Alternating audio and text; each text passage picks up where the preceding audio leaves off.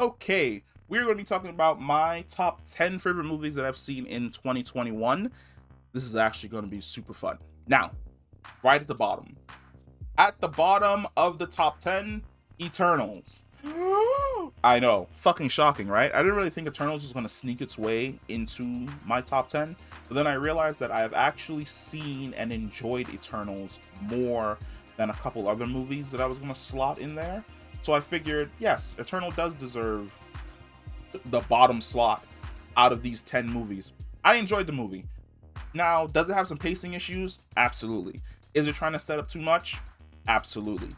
Do I think that a couple of the characters in this movie are a little bit wooden? Absolutely. But what does this movie nail? Oh, relationships. And I'm a shipper, man. Like I told you, go ahead, call me Theseus, because I'm just out here building ships 24/7. So many good ships, so many great relationships, fantastic usage of powers. Finally, an on-screen speedster that I can actually fucking enjoy running around the entire world. So many good things. For a lot of its faults, there are a lot of positives with Eternals. Now, I said this before and some people kind of got annoyed, but this movie was never set up to be a sequel movie. If they do another movie, chances are it's not going to be called Eternals, and the characters are more or less going to be popping up in other Marvel characters movies, and that's 100% fine. It's a setup movie. I knew there was a setup movie going in. I'm happy that the characters that I love are still alive, and I'm hoping to see where exactly they go in future installments. And also that Harry Styles tease at the end definitely tease up something that may happen in regards to Thanos, and I think that's dope as shit. But moving on, movie number 9, Suicide Squad. Correction, The Suicide Squad. Now, this was a movie that I knew was going to be good because it's James Gunn. When it comes to ensemble team movies, the dude's a fucking rock star, and he essentially nails it. Like the relationship slash rivalry between Idris Elba and John Cena's Bloodsport and Peacemaker, dope as shit. Absolutely love it. The redemption of Rick Flag, who is a way better character in this movie than he was in the original movie, fantastic. I'm still not 100% on board with Margot Robbie's Harley Quinn. I understand that a lot of people are willing to die for Harley Quinn. I am not one of them, because a certain other character in a certain show called Arcane exists, who's the perfect version of Harley Quinn. But for the most part, I enjoyed Suicide Squad. Polka Dot Man, sleeper hit. Ratcatcher 2, sleeper hit.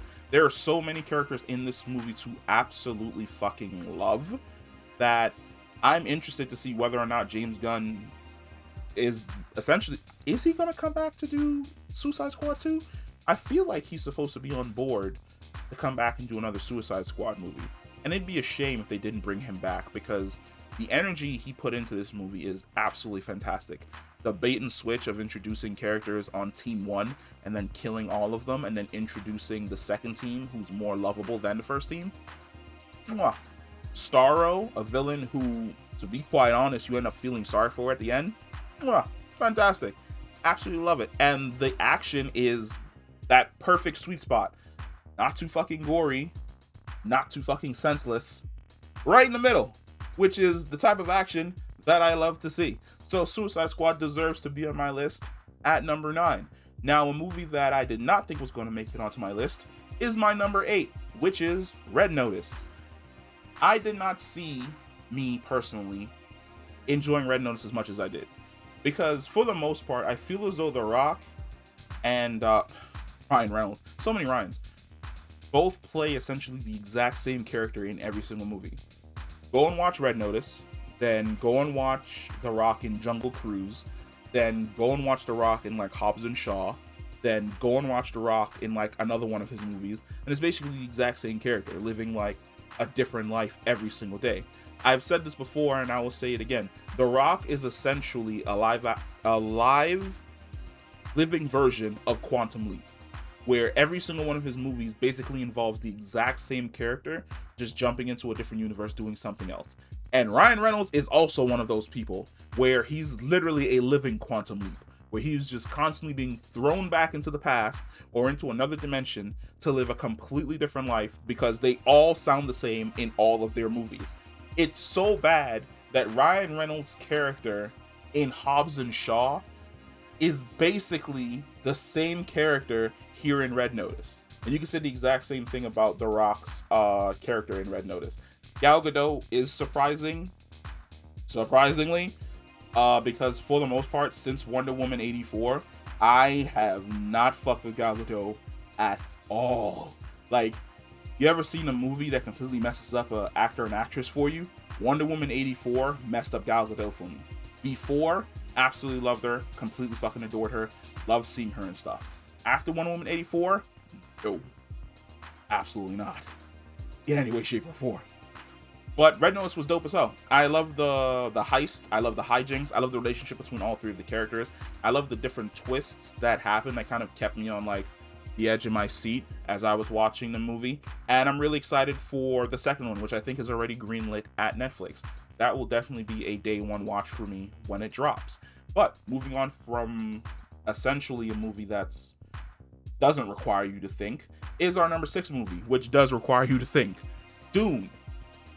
One of the major complaints for Eternals that people had was that it was too long and there was too much stuff going on.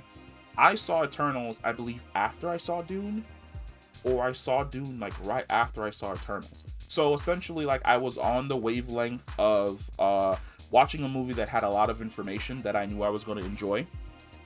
Absolutely did so with Dune. This movie is fucking beautiful. Now, the bait and switch of Zendaya being in the movie, where she's only in the movie for like, Zendaya being in the movie for like 5 minutes, the entire lore and backstory. Talk about a movie that made me sit down and read through the book's lore and backstory because it's so rich and wild. Beautifully done. Everything is greatly shot. Like, Oscar Isaac is dope as hell as Leo Atreides. Timothée Chalamet is dope as hell as his son. Like, everyone in this movie literally brought their A game. And the only mark I would say that I put against this movie is the fact that it ends essentially on a cliffhanger, setting up a Dune 2, which, like, I'm really happy we got a confirmation ahead of time that there was going to be a Dune 2, because if this movie had done bad, then we definitely wouldn't have gotten one. And I would have been super fucking pissed. But we are definitely getting one, which means that we're going to be going into the more doper parts of the lore, which is the war and the truth behind the Emperor's throne. There is so much stuff in Dune that this movie sets up, and I absolutely love it. Another mark against this movie has to do with the director talking shit about Marvel, which he fits into like that weird Scorsese bullshit where he's like, Marvel movies don't have any type of depth, blah blah blah blah. And it's like, okay, you're just another one who's trying to drum up controversy so that the people who hate Marvel movies will come and see your movie. Fine, whatever. It's a neat trick. We've seen it before. Moving on. And we are moving on because the very next movie, our number 5, is Demon Slayer Mugen Train. I love this movie. Damn, this movie is fucking good. The music in this movie is absolutely fantastic. The fight between Rengoku and what is his name? Akazi? I don't even remember his name, but he's an Upper Moon. The last fight between him and Rengoku, the music during that entire fight is intense and dope as shit. And I absolutely fucking love it. Across the board. All of the characters in this are dope as hell. There's that moment on the Mugen Train where Tanjiro realizes that he's in a genjutsu, and he's like, okay, so the only way that I can escape is to essentially kill myself in the dream, which will force my body to awake from the shock. So he starts slashing his own throat in the genjutsu, waking himself up. And then there's the moment where he's still in a dream, but we don't know that yet. And it looks like he's back on the train, but it was a genjutsu inside a genjutsu. Essentially, he slashed himself. He thought he woke up and he was on the train, but he was in the real world, where he was gonna slash himself again until he realized like where he was, and he's like, nah, bruh, I escaped. Rengoku, already knew he was gonna be my favorite. Dope as hell. The action scenes, fantastic. When Rengoku wakes up and just bullets through the entire train and destroys all the tentacles, dope as shit. When Zenitsu wakes up and does basically the exact same thing, where he rockets up the entire train to get to Nezuko to save her. So good. So good. Absolutely love this movie. If you have not seen Demon Slayer Mugen Train, and you've watched the first season of Demon Slayer, I would suggest you watch the movie, and then if you want, also sit down and watch the episodes in the anime, because they add a little bit more. But such a good fucking movie. Absolutely good. And now we're moving on from the good to the things that made me extremely sad. And we're going on to our number 4. And our number 4 is No Time to Die. Talk about a movie that hit me in the feelings. Because for me, I think Daniel Craig was my James Bond. Like, I remember a little bit of Pierce Brosnan, but he was like really early 2000s, like late 90s, early 2000s, and then we didn't really have a Bond. And I remember I sat down and I watched Casino Royale, and I thought, this is probably the best movie I've ever fucking watched, ever. This movie is fantastic. And I was like, yep, Daniel Craig, he's definitely my Bond. And we've had some hits and misses. Up Here is definitely... Why did I instantly forget the name? Up Here is definitely Casino Royale. I would say Down Here is probably Quantum of Solace. Back Up Here is Skyfall. Yeah, Skyfall is definitely back up here. Then I would say we drop down a little bit with... What was the one after Skyfall? I don't remember the one after Skyfall. That one was... I remember the reasons for it.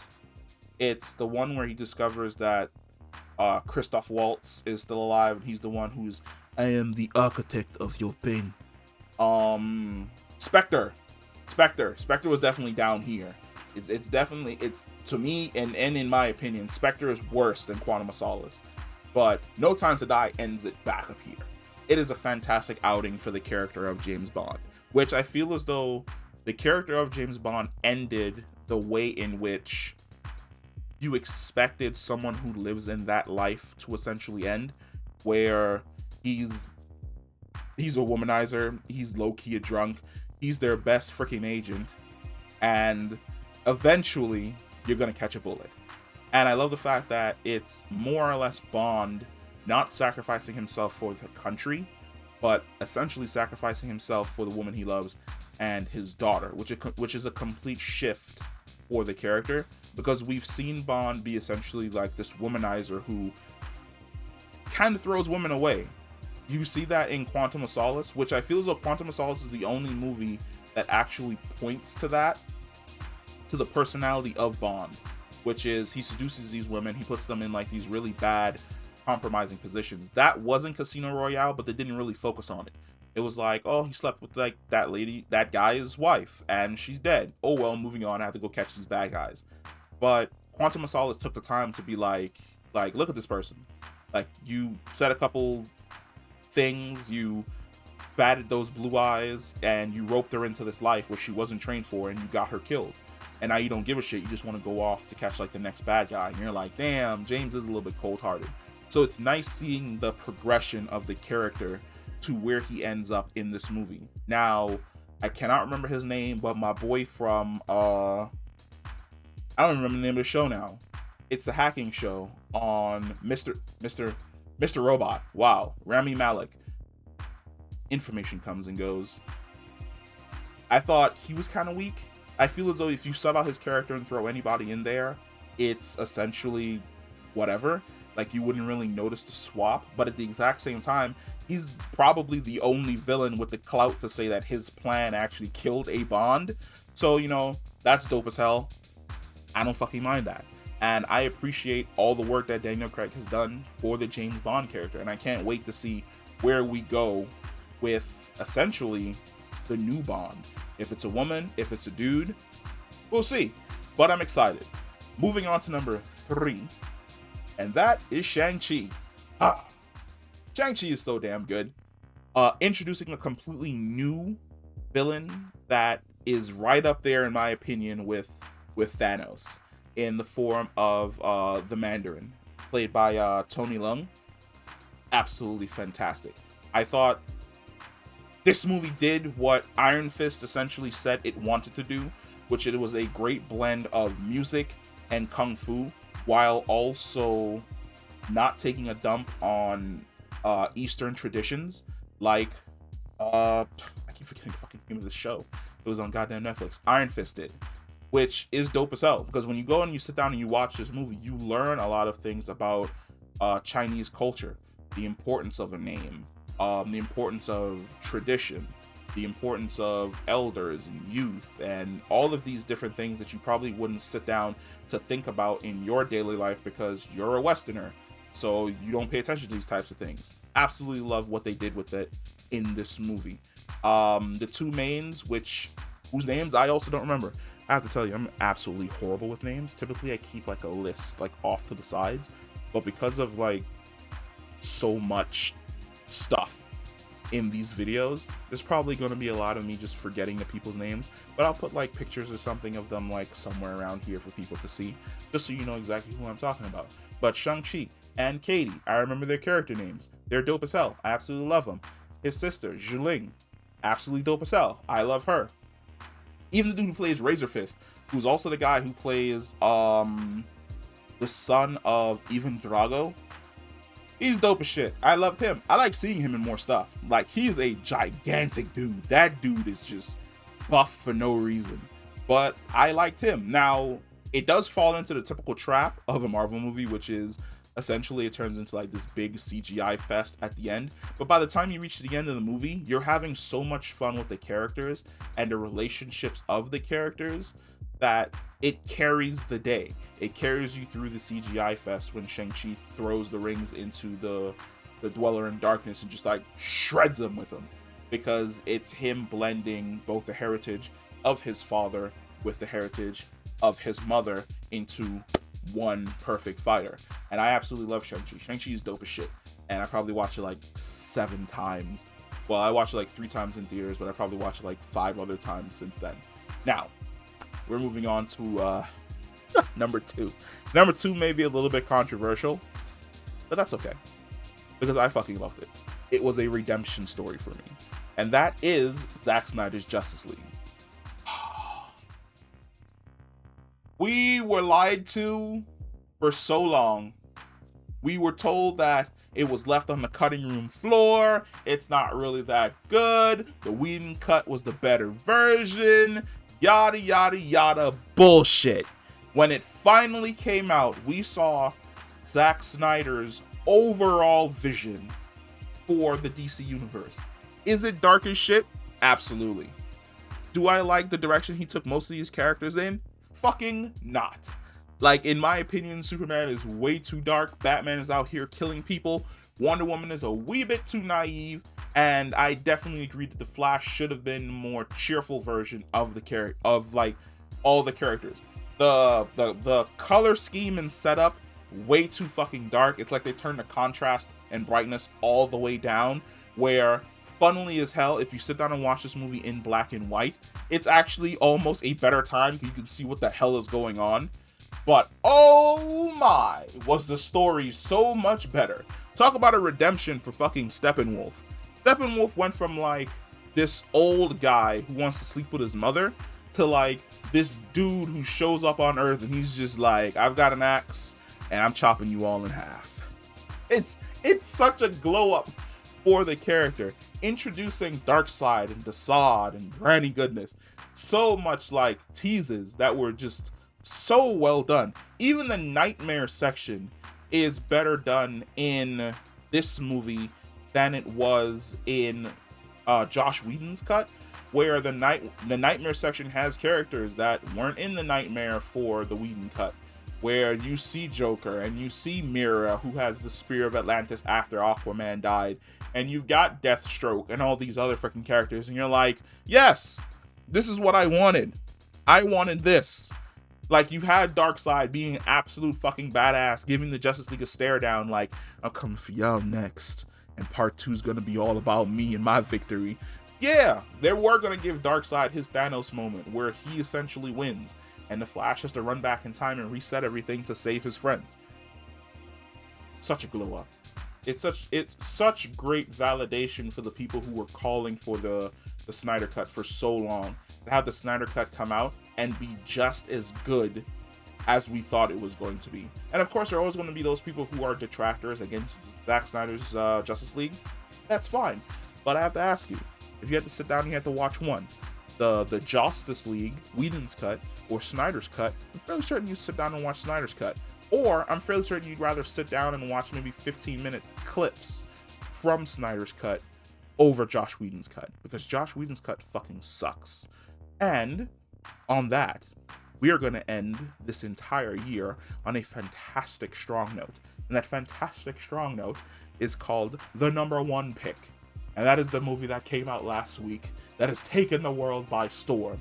And that is Spider-Man No Way Home. Because Spider-Man No Way Home is absolutely fucking fantastic. This movie did every single thing that you wanted it to do perfectly.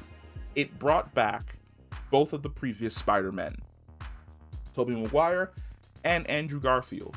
It did not in any way, shape, or form take pot shots at them or try and rewrite their characters. It reintroduced them to new audiences who may not have seen those characters, and to some degree, in my opinion, redeemed a couple of those characters who were kind of left in a super bad spot. This movie had everything: action, heart, a future. Like, if you see Spider-Man web slinging through New York City past the Rockefeller Center in that like straight from the comics, well, not even the comics, straight from the TV show Spider-Man suit, you know that we're getting like classic traditional Spider-Man going forward in the MCU. It had Easter eggs, teases for future villains that we may end up seeing. Kraven the Hunter, Marlon, just to name a few. I'm seeing people every single day spot new characters in the background like Black Cat and the Arachnid Spider-Man. And it's just like, yes, fantastic acting all around. Zendaya hits the mark, Tom Holland hits the mark, Andrew Garfield hits the mark, William Dafoe hits the mark, Tobey Maguire hits the mark.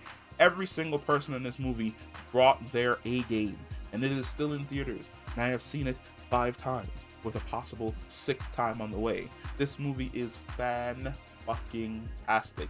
It's definitely up there in my top 3, and depending on how I feel, it is constantly switching back and forth with Into the Spider-Verse as my favorite Spider-Man movie. It's like some days I feel like listening to music while watching Miles Morales learn how to be a Spider-Man. And other days, like, I'm just reminiscing about how fucking good this movie actually is. And I cannot wait to see if we get a live action on-screen version of Spider-Verse. That would be dope as hell. And by then, I'm hoping we already have a Spider-Gwen and a Miles Morales cast, because I think we would have an absolutely fucking wild time with all of them. But yeah, that is the end of the list. Those are my top 10 favorite movies that I have seen this year in 2021. Let me know your top 10 list. Do you agree with the order of my list? Would you take something out, sub something in? What's your list looking at? Like, what did you enjoy this year? Comment below, let me know, and I will catch you in the next one. Peace.